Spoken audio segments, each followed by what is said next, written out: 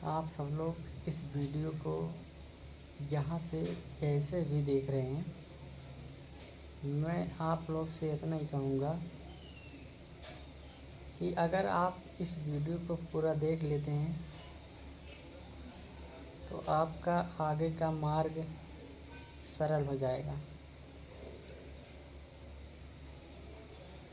आपके ज़िंदगी में जो कठिनाइयाँ आ रहा है वो कठिनाइयाँ दूर हो जाएगा।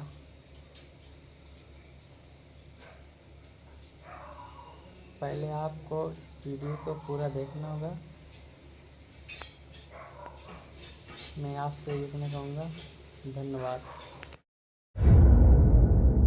तथागत, कुछ कहूँ? आपका भिक्षु बनने से पहले मेरा और देवदत्त का एक रिश्ता था, ज्येष्ठ और अनुज का। पर आज उनके व्यवहार देख मेरे मन में बड़ी ग्लानि उत्पन्न हो रही है। आपके संपर्क में आने के बाद भी उनमें कोई बदलाव नहीं आया। जब ज्ञान पा ही लिया तो सभी क्षमा के योग्य हैं आनंद। आप सबको क्षमा कर सकते हैं, पर देवदत्त बहुत संकीर्ण व्यक्ति था और अब भी है। मुझे भय है कि जब से आपने भिक्षुओं के बीच उनकी निंदा करी, वो आपसे किसी प्रकार का प्रतिशोध अवश्य लेगा और बदला लेने का उसका सिर्फ एक ही मार्ग है, संघ को विभाजित करना, जिससे आपके मन को पीड़ा हो।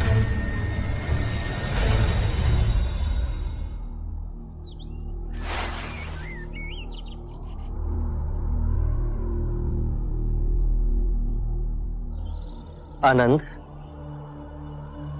संघ मेरी चेतना है, मेरे मार्ग का प्रमाण है कि वो पीड़ा का कारण नहीं बनेगा।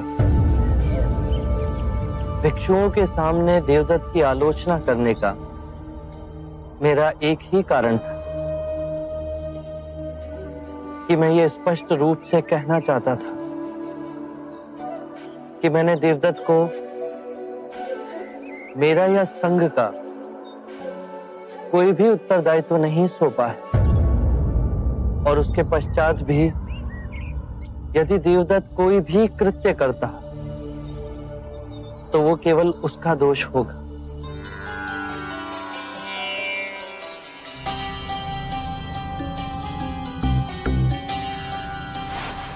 मुझे आपसे कुछ कहना है। वो पर आनंद मेरी छाया है आम्रपाली, उसके सामने कुछ भी कहने में संकोच ना करना। मुझे मेरे पुत्र जीवक और कुछ भिक्षुओं से ये सूचना मिली है कि देवदत्त आपके प्रति विरोध की लालसा रखता है।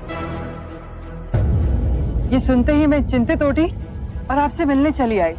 और जिसके संरक्षण में देवदत्त ये साहस कर रहा है वो और कोई नहीं पर अजात शत्रु है। अजात शत्रु आपका प्रभाव कम करना चाह रहा है और देवदत्त आपका स्थान ले आध्यात्मिक गुरु बनना चाह रहा है। ये दो स्वार्थी मिलकर षड्यंत्र रच रहे हैं आपके विरुद्ध। यही भय था मेरा तथागत। भिक्षु देवदत्त अच्छा वक्ता है, उसने कई भिक्षुओं को दीक्षा दी और सब उनसे बड़े प्रभावित भी हैं, उनका सम्मान करते हैं। आप सत्य कह रहे हैं। मैंने तो यहाँ तक सुना है कि देवदत्त आपके साधना मार्ग पे प्रश्न खड़े कर रहा है और आपकी साधना में त्रुटियां निकाल रहा है।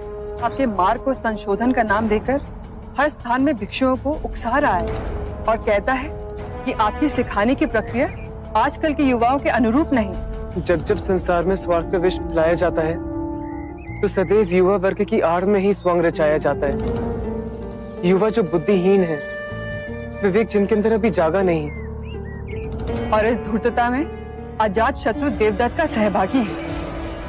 अजात शत्रु ने गैसेसा वन भिक्षा में देवदत्त को दिया, भोजन और जल की व्यवस्था भी की। सैकड़ों भिक्षु जुड़ गए हैं। वो आपके संग में फूट डालकर एक दूसरा संघ बनाने जा रहे हैं। बुद्ध, आपके उपदेश का समय हो गया है। मैं आज्ञा चाहती हूँ। आपके लिए बहुत चिंतित, बहुत भय हो रहा है। जीवन का रहस्य है भय से मुक्त होना। कल क्या होगा किसी को नहीं पता। मेरा क्या होगा, तुम्हारा क्या होगा। आम्रपाली, किसी पर भी निर्भर ना होना। जब तुम भय को अस्वीकार करोगी तो तुम्हें पूर्ण मुक्ति मिलेगी।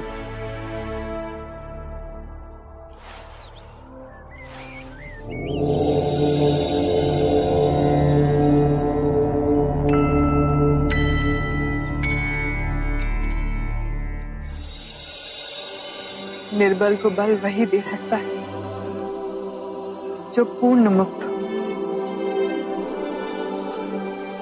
और वो केवल आप है बुद्ध।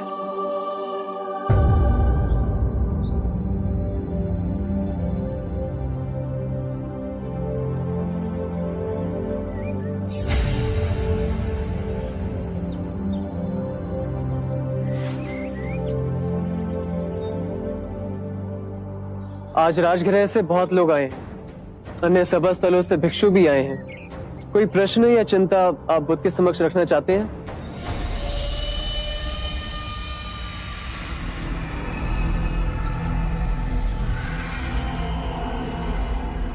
आप भिक्षुओं को इच्छा रहित और सादगीपूर्ण जीवन जीने की शिक्षा देते हैं, किंतु आज आपके 5 नियमों में मैं कुछ संशोधन करने का प्रस्ताव रखना चाहता हूं, जिससे हम सभी भिक्षुओं के सादगीपूर्ण जीवन की प्रतिबद्धता और दृढ़ हो सके।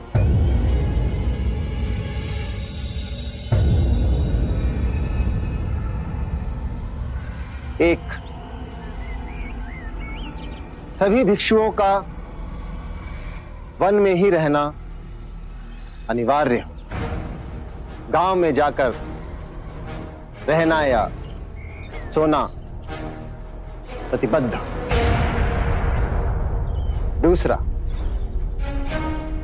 भिक्षा में जो भी मिले भोजन के रूप में भिक्षु केवल उसे ही ग्रहण करे। किसी के घर से भोजन के निमंत्रण को स्वीकार ना करें। तीसरा, भिक्षु फटे पुराने कपड़ों को सीकर केवल उन्हें ही अपने वस्त्र के रूप में ग्रहण करे। किसी के द्वारा भेंट में दिए गए वस्त्र ग्रहण ना करें। चौथा, निद्रा हेतु भिक्षु केवल वृक्ष के नीचे ही सोएं।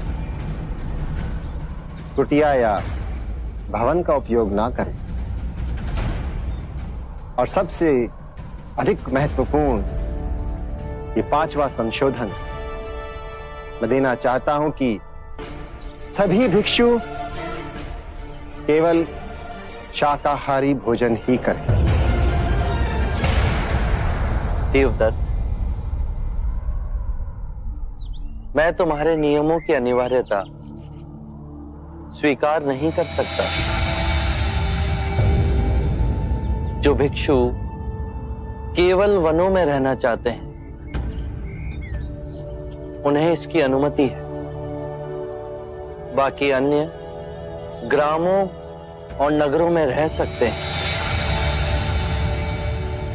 जो भिक्षु केवल भिक्षाटन द्वारा भोजन करना चाहते हैं वो उपासकों के निमंत्रण को अस्वीकार कर सकते हैं। अन्य को स्वतंत्रता है कि वो उपासकों के निमंत्रण को स्वीकार कर सकते हैं।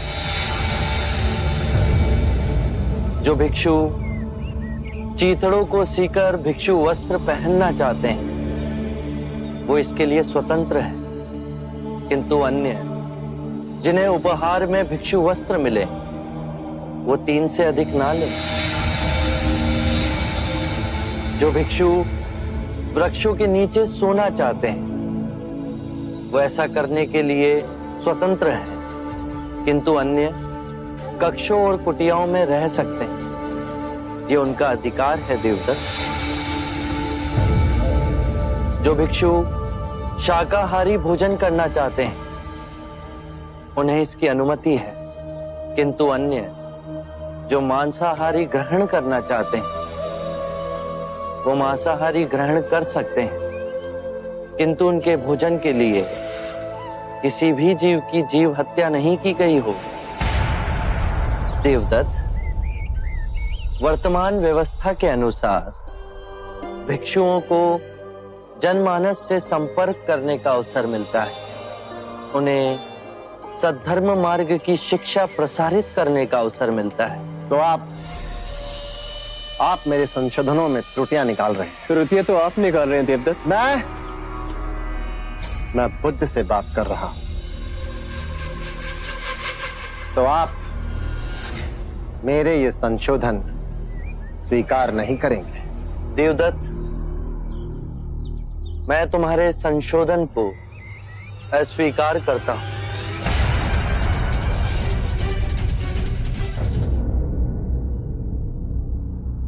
भिक्षु देवदत्त,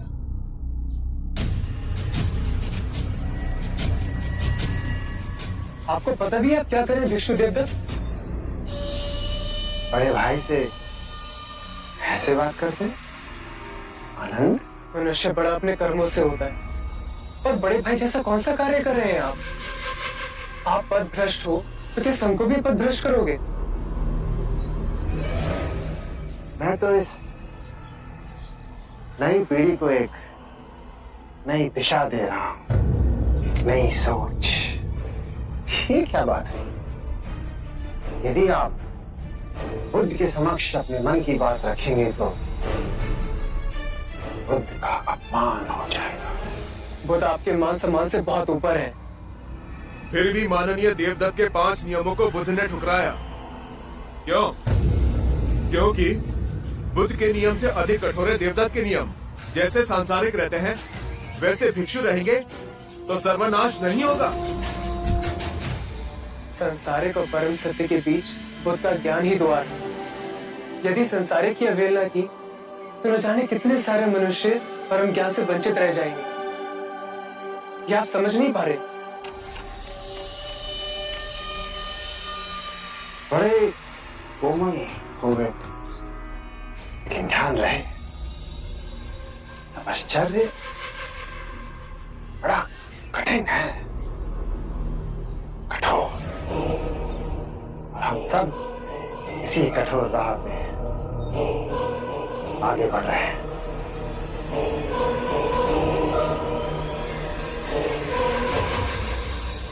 तो देवदत्त ने संघ का विभाजन कर दिया। देवदत्त ने बबूल बोए हैं तो वो फल कहां से पाएगा? आनंद,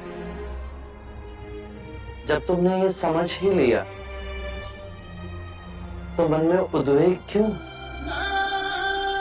अब हम जहां भी जाएंगे तो मुक्ति के मार्ग की नहीं, संघ के विभाजन की चर्चा होगी। धर्म के मार्ग का उल्लंघन किया है देवदत्त ने, संघ का विभाजन किया है देवदत्त ने।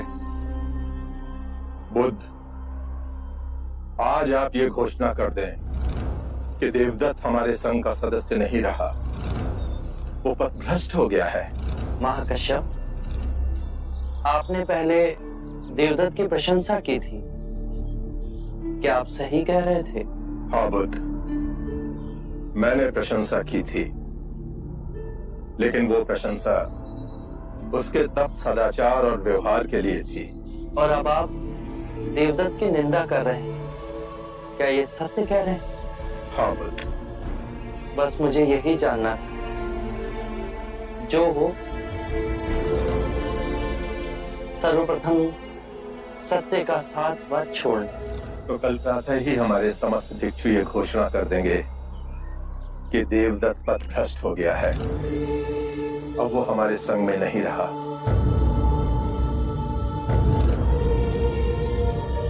आप दोनों इतने चुप क्यों हैं? आप सरिपुत्र कुछ कहते क्यों नहीं?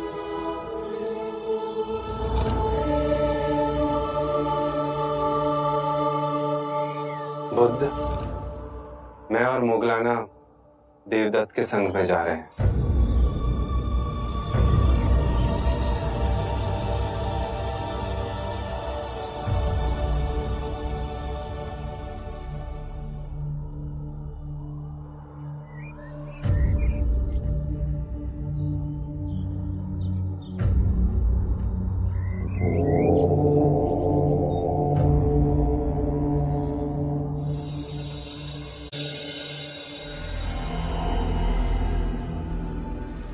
गुरुदेव, सारीपुत्र और मोगलाना आपके भिक्षुओं को उपदेश दे रहे हैं। सारीपुत्र और मोगलाना बुद्ध के दाएं और बाएं हाथ हैं। आपको इन पे अधिक विश्वास नहीं करना चाहिए। क्या पता ये आपके भिक्षुओं को तोड़ के वापस ले जाएं। बुद्ध के रूढ़िवाद से तंग आकर सारीपुत्र और मोगलाना हमारे शरण में आए हैं गोगालिक। और सच कहूं तो इनके आने से मुझे बड़ा आराम मिला है। कम से कम हर रोज उपदेश देने का बोझ तो मेरे सर से उतर गया।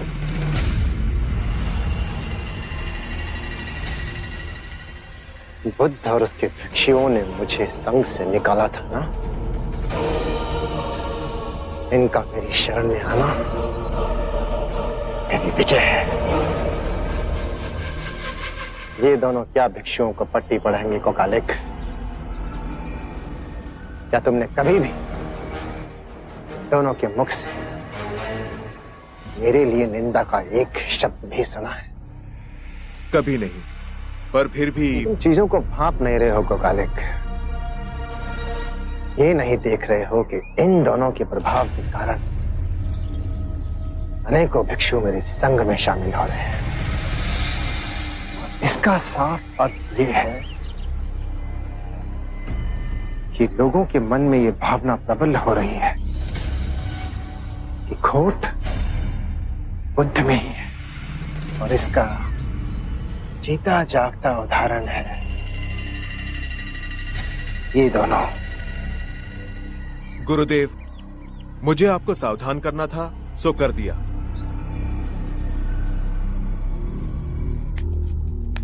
ये कपिलवस्तु का सैनिक यहाँ? प्रणाम राजन देवदत्त। क्षमा करें, आपको ये दुखद समाचार देने का भार मुझे सौंपा गया है कि कुछ दिन पूर्व राजा दुर्योधन की मृत्यु हो चुकी है, और उनकी मृत्यु के पश्चात महारानी मंगला का स्वास्थ्य दिन प्रतिदिन गिरता गया है। अपने अंतिम समय में एक बार आपसे मिलने की इच्छा रखती हैं और आपसे मिलकर आपको कुछ बताना चाहती हैं। इसलिए शीघ्र आपको मेरे साथ कपिलवस्तु चलना होगा। हाँ, हम अवश्य चलेंगे इसी समय। गोगालिक, हमारे पीछे से संघ की देखरेख का कार्य तुम्हें संभालना है। जय गुरुदेव। ध्यान रहे। जय गुरुदेव।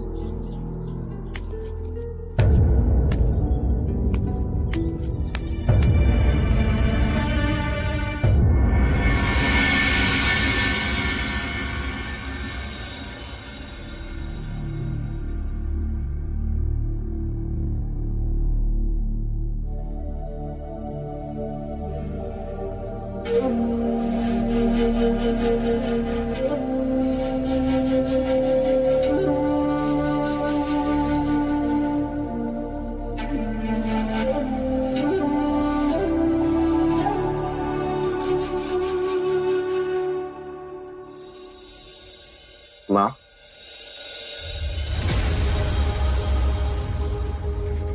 माँ,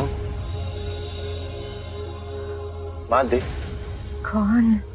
माँ, मैं तेरा देव। माँ,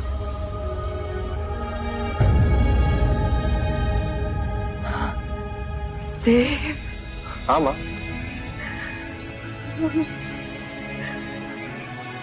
हाँ पुत्र, तू आ गया पुत्र। हाँ माँ। ये क्या हो गया माँ तुझे? अंतिम घड़ियां गिन रही हूँ पुत्र। नहीं माँ, ऐसा मत कह, कुछ नहीं होगा तुझे। पता है देव, जब मैं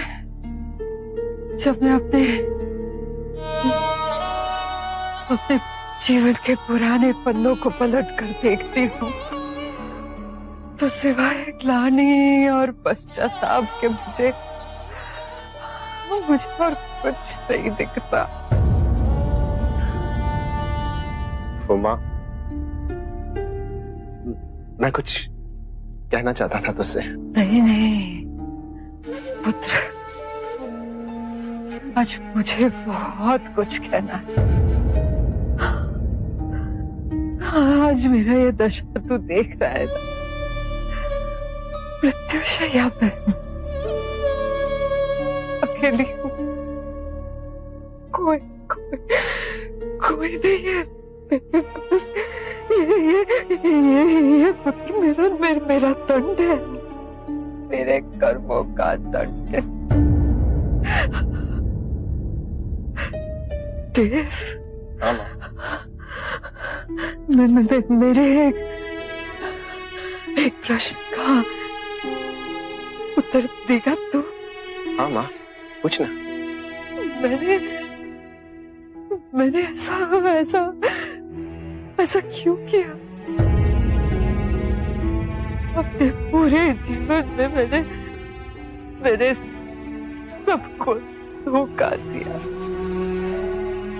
जिन्होंने भी मुझ पे विश्वास किया, भरोसा किया, सबका विश्वास मैंने तोड़ दिया, छल किया मैंने। बता सकता है ऐसा क्यों किया? आज पछता रही हूँ मैं।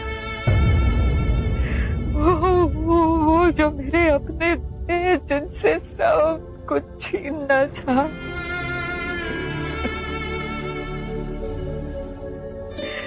वो सब कुछ त्याग कर चले गए। नहीं माँ, तू ऐसा कहे कि अपना जी छोटा मत कर। क्यों दुख देती है अपने आप को? दुख बोया तो सुख कहाँ से पाऊंगी? कष्ट तो ये है कि मैंने अपने पुत्र को भी अपने बुरे कर्मों के जाल में जला दिया।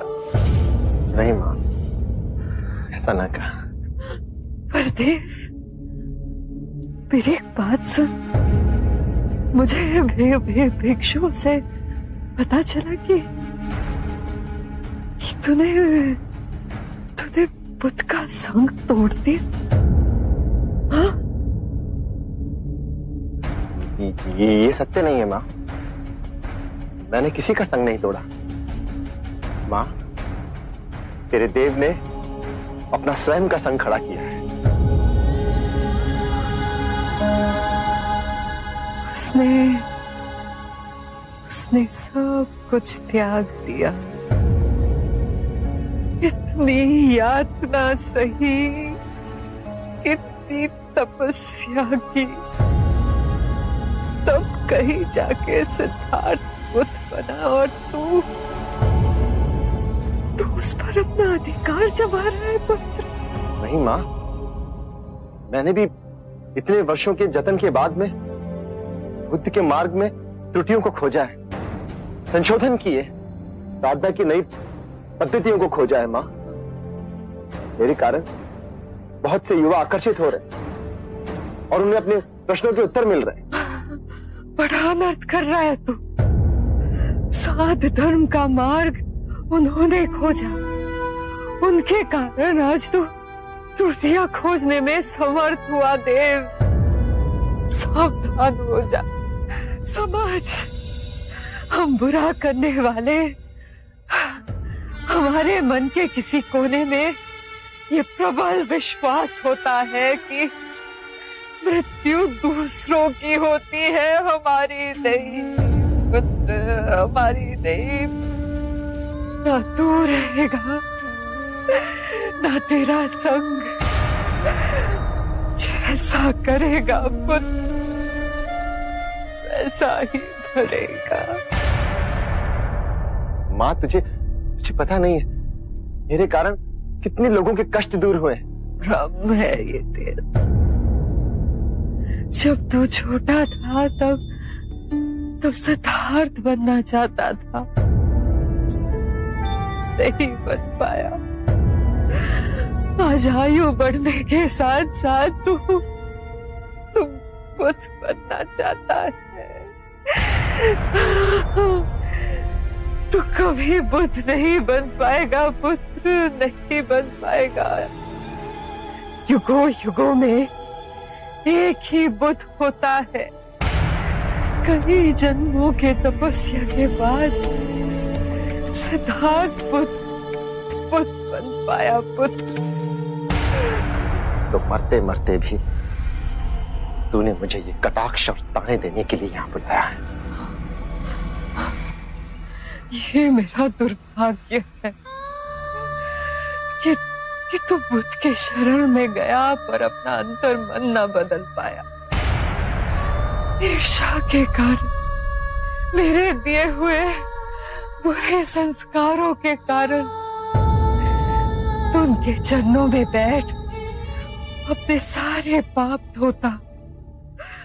पर पुत्र तूने तो उल्टा बुद्ध पे ही आघात किया।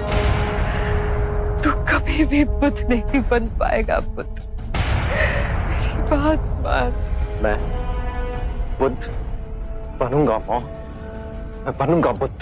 यदि बुद्ध बनना चाहता है तो स्वयं अपना मार्ग खोज, नहीं तो बुद्ध की छाया बनकर चल। मुक्ति का द्वार स्वयं तेरे अंतर मन में खुल जाएगा। प्रतिष्ठा के पीछे मत भाग पुत्र, क्षणभंगुर है। मुक्ति ही सत्य है पुत्र। इतने वर्षों से बुद्ध के प्रवचन पर्याप्त न थे माँ, जो तेरे भी प्रवचन सुनूं मैं। उनसे क्षमा मांग पुत्र, उनके शरण में जाओ। ये कदापि ना होगा। यदि तूने मेरी ये अंतिम इच्छा पूरी न की तो ये हम दोनों के लिए अच्छा ना होगा। हाँ, तू मुझे अग्निदान नहीं देगा और मेरे पुत्र के हाथों अग्निदान न मिलने के कारण मेरी आत्मा भटकेगी पुत्र।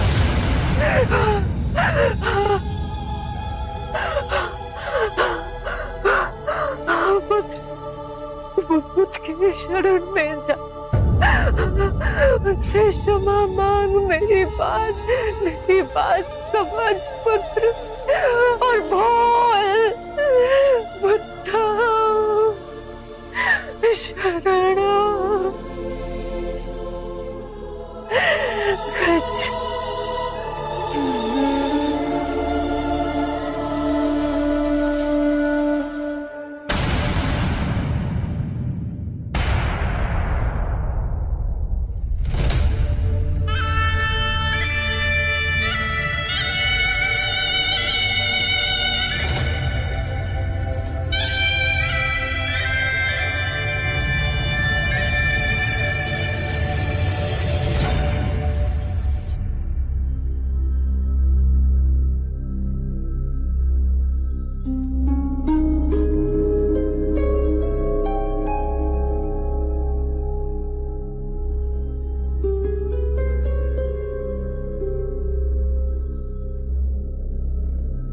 समूचे कपिला वस्तु में ये सूचना भिजवा दो कि रानी मंगला नहीं रही। मेरी मां नहीं चाहिए।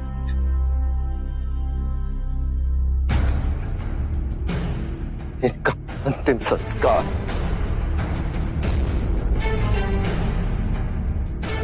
किसी और से करवा ले।